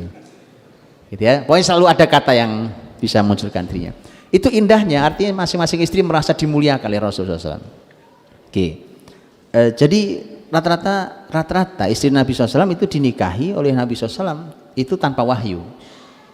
Tidak selalu ada perintahnya. Gitu ya. Tapi tadi ada yang umpamanya Ummu Salamah. Ummu Salamah itu waktu suaminya meninggal sebagai seorang mujahid dan meninggal, itu kan meninggalkan anak kecil-kecil, Pak. Sehingga para sahabat itu peduli. Nah, jadi ada tema menolong juga, kepedulian.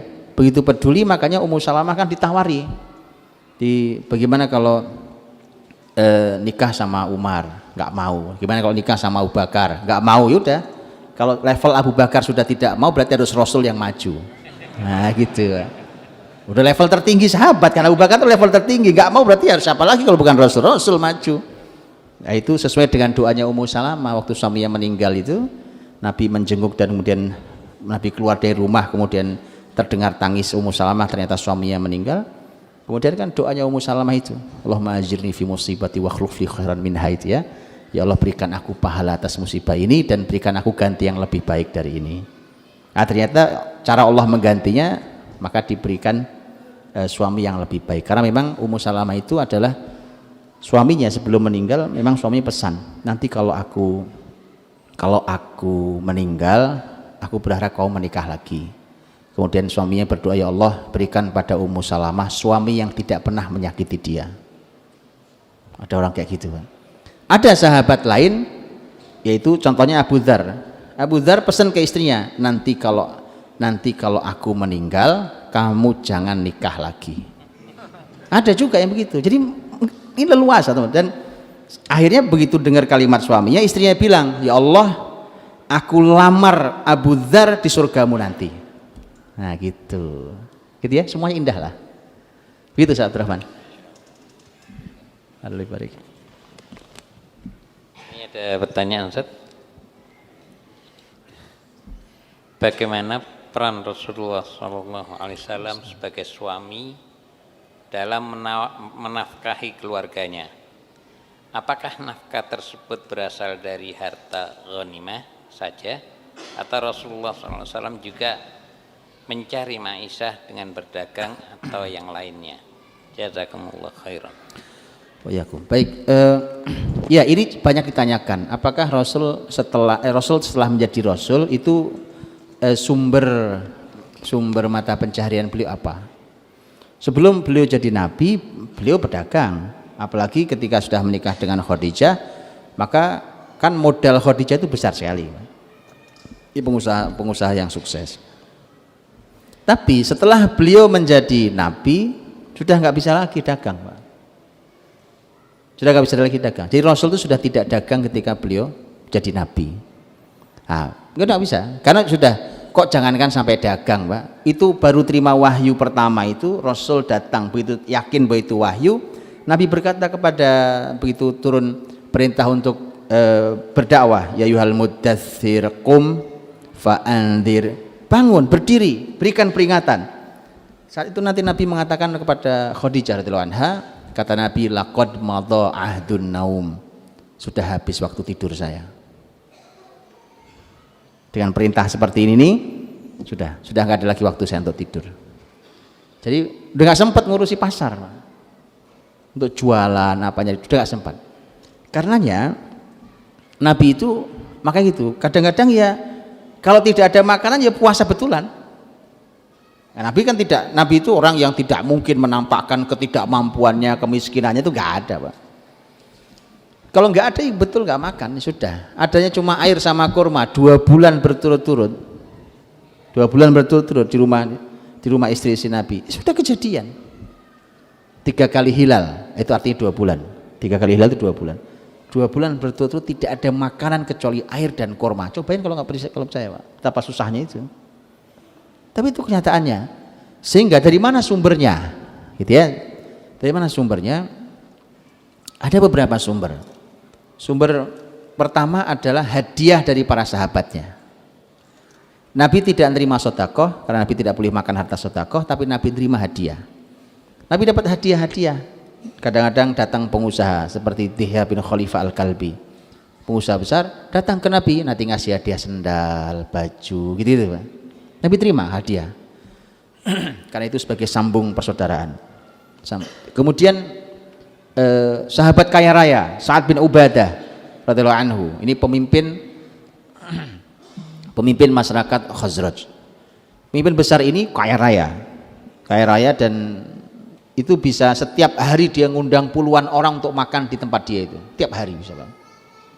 Jadi kalau hari ini alhamdulillah mulai muncul gerakan ngasih makan gratis ya, di mana-mana. Itu Sa'ad bin Ubadah dari dulu begitu. Waktu masih sulit makanan di awal-awal Madinah, kalau sudah habis sholat isya begini, Nabi lihat mulai pada kelaparan tapi nggak ada yang bisa dimakan. Nabi umumkan, kata Nabi, siapa di antara kalian yang punya sisa makanan untuk 1 orang, bawa saudaranya 1. Yang cukup untuk 2 makan, bawa 2 orang, dan seterusnya. Pokoknya masih ada sisa makan, tolong dibawa saudaranya. Ada yang bawa 1 orang, bawa 2 orang, bawa 3 orang. Sa'ad bin Ubadah bawa 80 orang. Orang kaya raya, Pak. Antum mau saya kasih doanya Sa'ad bin Ubadah? Doanya nekat ini.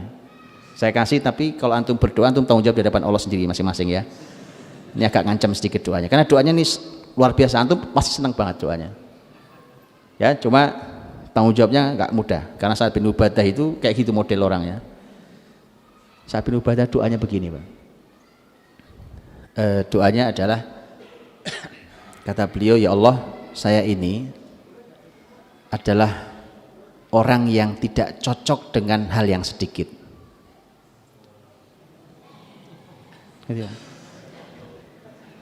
Jadi saya ini kalau dapatnya sedikit itu tidak akan baik, dan memang tidak pas untuk saya hal yang sedikit itu. Simpel doanya ya. Maka Sa'ad bin Ubadah itu kaya raya, Pak, tapi jangan cuma bicara kayanya. Sa'ad bin Ubadah itu kedermawanannya itu sampai legenda, dari mulai turunan bapaknya sampai anaknya namanya Qais bin Sa'ad bin Ubadah radhiyallahu anhu majma'in, itu legenda juga kedermawanannya, gitu ya. Jadi kalau antum pakai doa itu, antum tanggung jawab dengan kedermawanan, itu aja. Baik, maka dari kadang itu Sa'ad bin Ubadah itu suka ngantri makanan ke istri-istri Nabi itu, juga sahabat-sahabat lain, sampai istri Nabi itu pernah protes ke Nabi, ya Rasulullah, sampaikan dong ke sahabat-sahabatmu, kalau ngasih hadiah itu nggak usah nunggu waktu engkau di jatahnya Aisyah, kenapa sih gitu. Karena sahabat itu juga gitu, sahabat tuh kalau ngasih hadiah itu nunggu Nabi di rumah Aisyah baru datang ngasih gitu. Sampai istri lain protes itu, istri lain sampai protes itu. Lah masuk kita ngomong ya kan, Nabi juga gimana wong cuma dikasih gitu kan. Baik, kemudian jadi, dan itu teman-teman jadi konsep nanti di sepanjang sejarah Islam setelah Rasul, jadi konsep bahwa makanya di dalam Islam itu ada istilah namanya waqful fuqaha. Dulu dalam Islam itu para ahli ilmu itu disuruh fokus dengan ilmunya, urusan kesejahteraannya diurusi oleh wakaf produktif. Jadi konsep ini akhirnya gitu. Karena kalau ahli ilmu sibuk nyari duit, ahli ilmu sibuk ngamen, Pak, sudah nggak jadi itu ilmu. Mana dia sempat baca buku, mana dia sempat menganalisa ilmu, mana sempat dia meneliti. Wong kerjanya keliling ceramah di mana-mana. Kapan belajar ilmunya? Di tengah sekian banyak literatur Islam itu. Padahal orang kayak Anda yang bisa baca, kan begitu. Nah itu harus ada solusinya, teman-teman. Solusinya dalam Islam itu dimunculkan wakaf-wakaf produktif untuk menopang kesejahteraan para ahli ilmu itu. Bahkan dulu ahli ilmu kadang-kadang duduk aja di situ, duduk situ, di ruangan itu duduk saja. Kerjanya cuma apa? Baca buku doang kerjaannya. Baca buku, meneliti, menganalisa, kemudian menulis kembali apa segala macam, memberikan pengajaran. Orang kalau nanya malah mudah kan? Mudah. Coba umpamanya kalau di Masjid Ar-Royan ini ada ahli ilmu didudukkan di sini, dibiayai dengan wakaf produktif. Orang se-Jombang kalau mau tanya ilmu apa kan pasti ada ustadznya di sini. Datang aja, asal antum datang jam sekian, beliau masih ada. Nah ini nyari ustadz susah, Pak. WA juga nggak dijawab-jawab kan? Iya, susah kan? Itu. Jadi itu jadi sistem. Oke. Kemudian beliau juga dapat jatah ghanimah. Kan ghanimah itu 1/5-nya jatah Nabi SAW. Nanti oleh Nabi akan dibagi ke orang fakir, miskin, ibnu Sa'id ya. Itu pembagian terserah Nabi. Yang kedua yang utuh adalah fai'. Fai itu adalah rampasan perang, tetapi muslimin tidak perlu mengeluarkan tenaga untuk memenangkannya. Kalau ghanimah itu muslimin perlu betul-betul bertenaga untuk perang betul, tapi kalau fai tidak, musuhnya datang nggak lama nyerah gitu, nggak perlu tenaga. Maka ketika mereka nyerah, harta yang diambil oleh muslimin dari rampasan perang itu namanya fai, dan itu seutuhnya terserah Nabi mau diapakan oleh Nabi. Gitu ya, itu sumber-sumber dari ma'isyah Nabi Rasulullah SAW.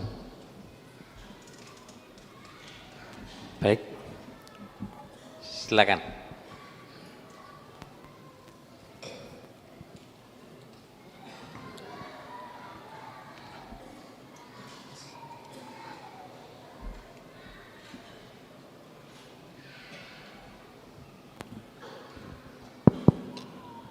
Assalamualaikum warahmatullahi wabarakatuh. Assalamualaikum warahmatullahi wabarakatuh.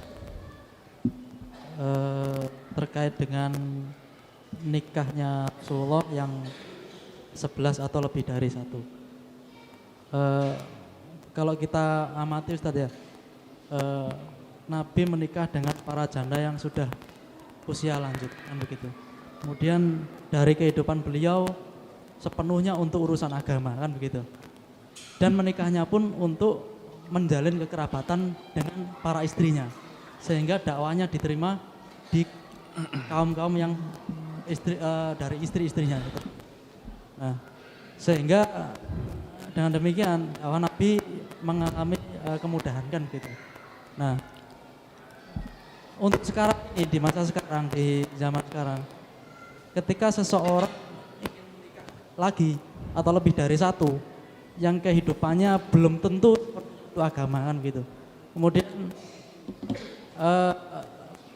dia mau menikah lagi pun pasti yang dicari yang lebih cantik dari istrinya.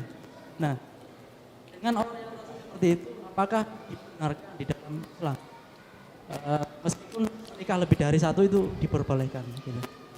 Yang pertama. Yang kedua, terkait dengan Hafsah dan Aisyah tadi, ketika memasukkan meminta Nabi untuk meminum madu, kemudian menyuruh istri yang lain untuk mengatakan bau nafasnya tidak enak.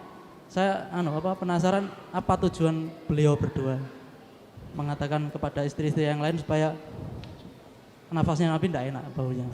Terima kasih. Assalamualaikum. Waalaikumsalam. Terima kasih banyak atas pertanyaannya. Saya pikir masalah ini sudah selesai di umat, ternyata belum selesai. Yaitu pertanyaan, dan ini saya mengoreksi pertanyaannya karena ternyata ini masih dipahami salah oleh umat ini. Ini kesalahan, ini bukan salah antum, bukan salah umat ini, yang salah ustadz-ustadzahnya. Karena ustadz-ustadzahnya nyampaikannya emosional, apalagi ustadzahnya, emosional banget itu menyampaikannya, gitu ya. Siapa yang bilang kalau istri Nabi itu tua-tua? Nggak ada yang tua istri Nabi itu, Mas.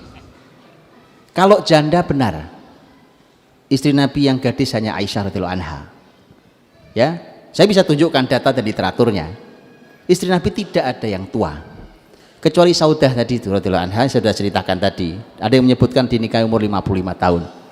Sisanya setelah itu paling yang tua kayak Ummu Salamah. Ummu Salamah itu belum 30 tahun. Sisanya 18 tahun, 20 tahun. Memang sudah janda. Memang sudah janda gitu. Gitu ya. Nah, jadi ya saya sih menyampaikan kepada para ustadz-ustadzah lah melalui mimbar ini, kalau menyampaikan ini jangan pakai emosi, pakai ilmu ya. Itu kalau memang betul apa yang disampaikan istri Nabi tua-tua, tunjukkan literaturnya, nanti saya tunjukkan literatur saya ya. Dan istri Nabi muda-muda. Bahkan kalau babnya cantik teman-teman, luar biasa, ada tulisan luar biasa menarik, ditunjukkan literaturnya, dari literatur dituliskan itu. Setelah Khadijah, untuk Khadijah orang luar biasa, dari 10 istri Nabi itu paling hanya ada 3 yang tidak kesebut cantik, tapi juga tidak jaminan tidak cantik. Jadi artinya istri Nabi cantik Pak, cantik. Jadi sudah menjawabkan pertanyaan keduanya gitu. Artinya kalau babnya hanya apakah boleh, loh itu dalam Islam sah. Kemudian ada yang bilang gini, tapi Pak, bapak itu nikah cuma karena syahwat. Loh, nikah itu harus pakai syahwat toh. Atum gimana nikah nggak pakai syahwat itu? Betul nggak Ustaz? Bapak semangat banget ya. Memang beneran kalau ginian Ustaz. Betulan saya. Justru ketika pembahasan tentang tingkat dengan syahwat itu teman-teman, syahwat itu sendiri PR besar sendiri. Ketika dia tidak selesai dengan satu istri, maka harus lebih, kalau tidak bahaya loh. Bagaimana kalau terjatuh dalam zina? Betul kan? Jadi tidak benar kalimat-kalimat itu. Ya sekali lagi saya ngomong para ustadz-ustadzah nih, bukan antum kan tinggal dengerin doang. para ustaz-ustaz tadi jangan emosional kalau menyampaikan ini. Kalau ini masalah, loh memang ini masalah syahwat salah satunya. Kalau cantik, loh istri Nabi itu cantik-cantik, apalagi muda. Ini istri Nabi muda-muda, apalagi gitu loh. Ya, jadi teman-teman, ini indahnya kalau membahas ilmu tuh pakai ilmu ya, nggak pakai emosi, pakai ilmu. Dan bagaimana itu di literatur Islam tercatat hal-hal seperti itu. Baik, maka apakah kemudian bisa boleh? Ya sudah, jelas berarti nggak ada masalah dengan hal itu. Ya, tidak ada masalah. Bahwa kemudian babnya tadi banyak ini kan tidak memikirkan dakwah dalam pernikahan Nabi. Tadi saya sudah bilang, pernikahan Nabi itu tidak semuanya bicara tentang masalah dakwah.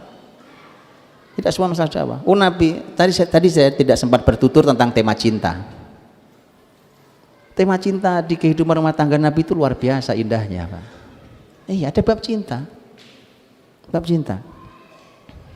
Ya, dan maka ketika Rasul ada isu Rasul mau menikahi Ummu Salamah, itu yang repot Aisyah radhiyallahu anha.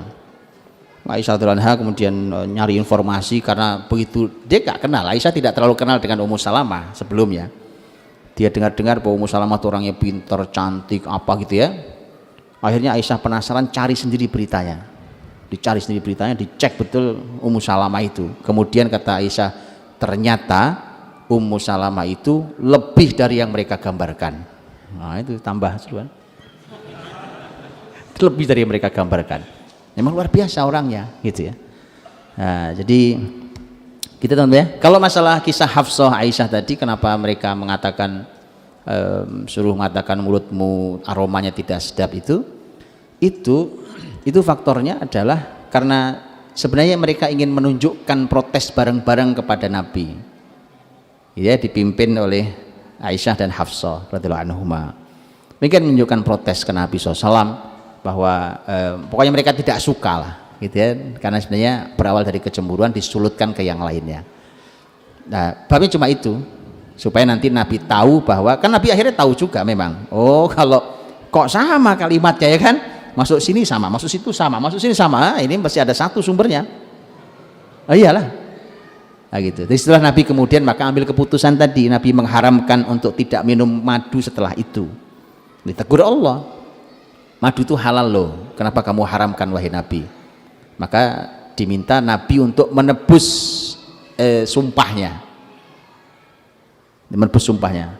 Qad faradallahu lakum tahillata aimanikum. Jadi disuruh untuk menebus sumpahnya karena sumpahmu sudah salah, karena kamu berarti mengharamkan apa yang dihalalkan Allah SWT. Wallahu a'lam bishawab. Baik, kami tutup pengajian ini. Mudah-mudahan pengajian ini mendapatkan barokah dari Allah SWT. Amin. Dan bisa menjadi pijakan kita di rumah tangga kita untuk bisa meniru keluarga Nabi SAW. Bapak-bapak serta ibu-ibu yang kami hormati, marilah kita doakan saudara kita selaku sekretaris Yayasan Masjid Ar-Rayyan ini, yaitu Bapak Muhammad Hasan Bazet, saat ini mengalami sakit dalam kondisi kritis. Semoga Allah SWT menyembuhkan beliau, insyaallah. Allahumma rabban nas dzibil bas ishfi anta syafi la syifaan illa syifauka syifaan la yughadiru saqamah. Kemudian yang berikutnya kami umumkan, insyaallah kajian untuk bulan Maret kita bertemu pada hari Sabtu tanggal 30 Maret di tempat ini dengan Ustadz Asep Sobari LC. Kami ulangi, hari Sabtu tanggal 30 Maret kita bertemu dengan kita undang kemari Ustadz Asep Sobari LC. Demikian yang bisa kami sampaikan. Kami mohon Ustadz Budi Azhari bisa memimpin doa. Mari kita tutup dengan doa. Hadirin dirahmati Allah. Untuk saudara-saudara kita yang diberikan sakit, semoga Allah berikan kesehatannya. Semoga Allah berikan untuk bisa berkumpul bersama kita kembali dalam amal-amal kebaikan. Dan semoga Allah berikan juga kesehatan, afiat untuk kita semuanya. Dan diberkahi kita, di ilmu kita, di sisa usia kita, di keluarga kita, di anak keturunan kita, di harta kita. Dan semoga Allah SWT memberikan kemuliaan kepada Islam ini di negeri ini, dan semoga Allah berikan kita kesempatan untuk menyaksikan saat Allah menegakkan syariatnya di bumi Nusantara ini. Allahumma shalli wa sallim wa barik ala Muhammadin wa ala alihi wa sahbihi ajma'in walhamdulillahi rabbil alamin hamdan yuwafi ni'amahu wa yukafi'u mazida ya Rabbana lakal hamd wa lakal syukr kama yanbaghi li jalali wajhikal karimi wa 'azimi sultanik.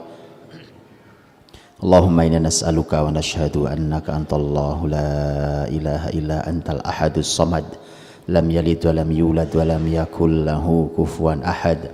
Allahumma a'izzal islam wal muslimin, Allahumma a'izzal islam wal muslimin, Allahumma a'izzal islam wal muslimin, Allahumma ansuril mustad'afina minal mu'minin fi kulli makanin wa zaman ya rabbal alamin.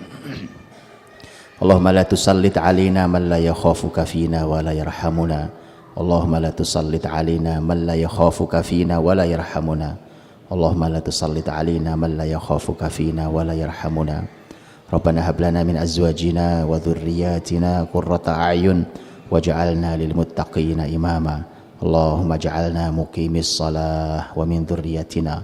Rabbana wa taqabbal du'a. Allahumma rabbana taqabbal minna innaka antas samiul alim wa tub alaina innaka antat tawwabur rahim. Allahumma shfi mardana wa mardal muslimin. Allahumma shfi mardana wa mardal muslimin. Allahumma shfi mardana wa mardal muslimin. Rabbana atina fid dunya hasanah wa fil akhirati hasanatan wa qina adzaban nar. Subhana rabbika rabbil izzati amma yasifun wa salamun alal mursalin walhamdulillahi rabbil alamin.